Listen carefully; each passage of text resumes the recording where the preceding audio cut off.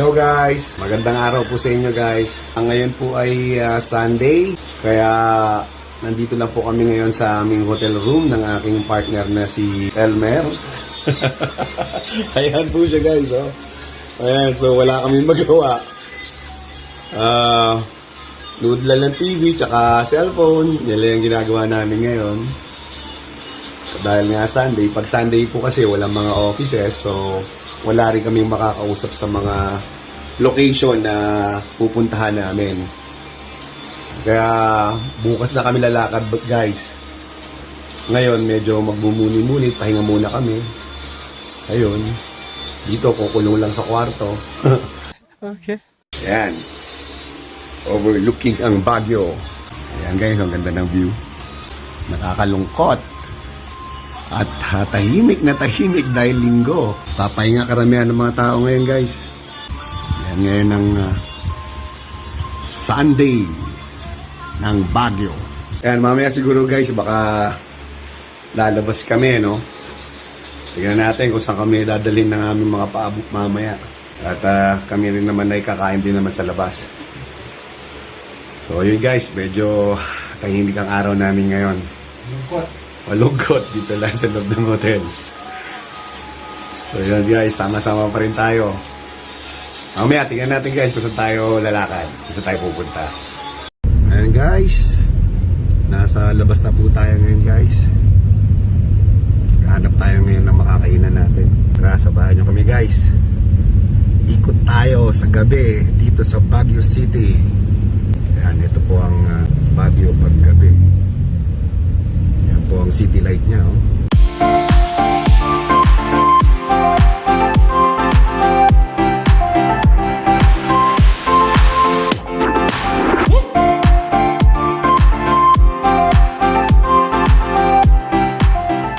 Siguro maghahanap tayo ng makakainan guys. Check natin ang Burnham Park. Baka sakaling may mga kainan doon. Tignan natin kung ano pa meron bukod sa park siya. May mga barbecue store doon. Ayan guys, sa right side, Burnham Park na po yan guys. Yan ang nightlife ng Baguio. Pero since Sunday, may tahimik pa rin.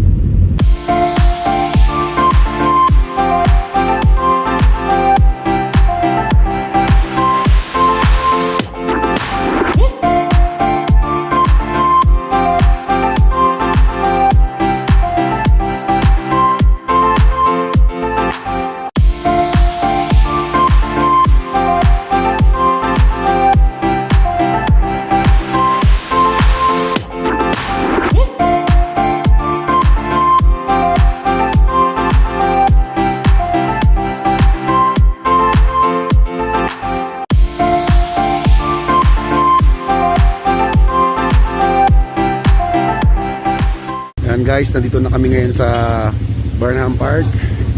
Ayan, nag-park na po ang aming sasakyan. Check po natin guys kung pagkain na meron dito. Ayan guys, ikot tayo guys. Ayan. Wow. Ayan guys, oh. May kainan dito. Ayan, medyo marami pa silang pagkain. Ayan guys, masarap. Mukhang ang kanilang ulam. Ayan guys, oh. May parang tawagis. Ayan.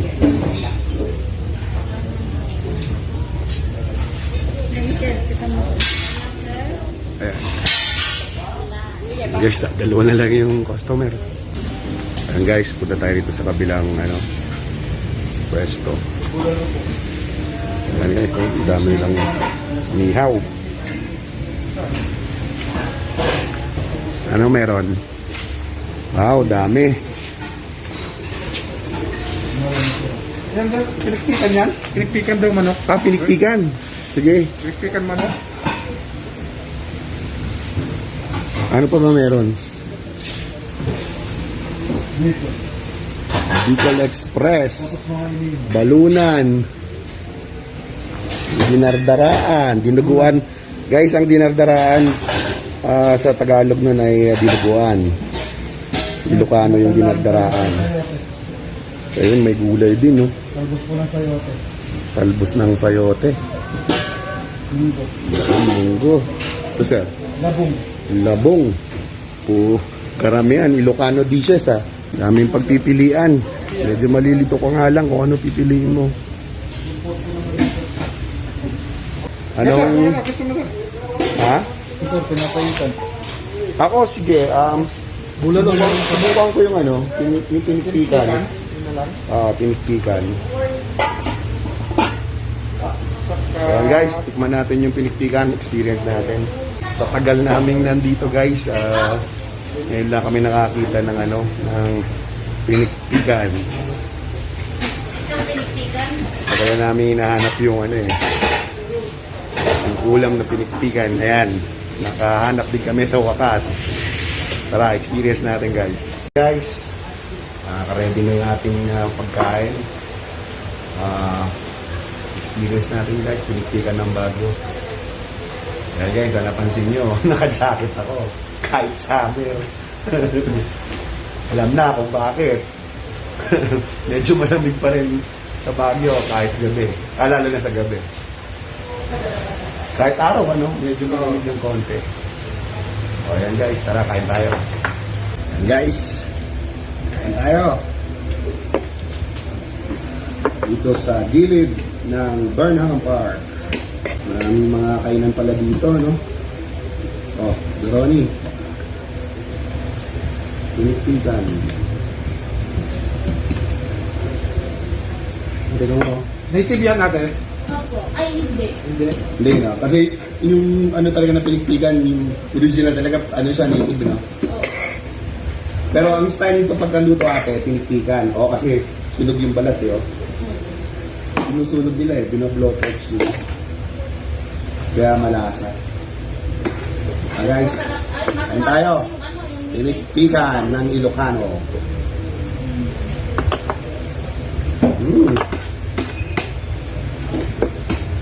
Pwede.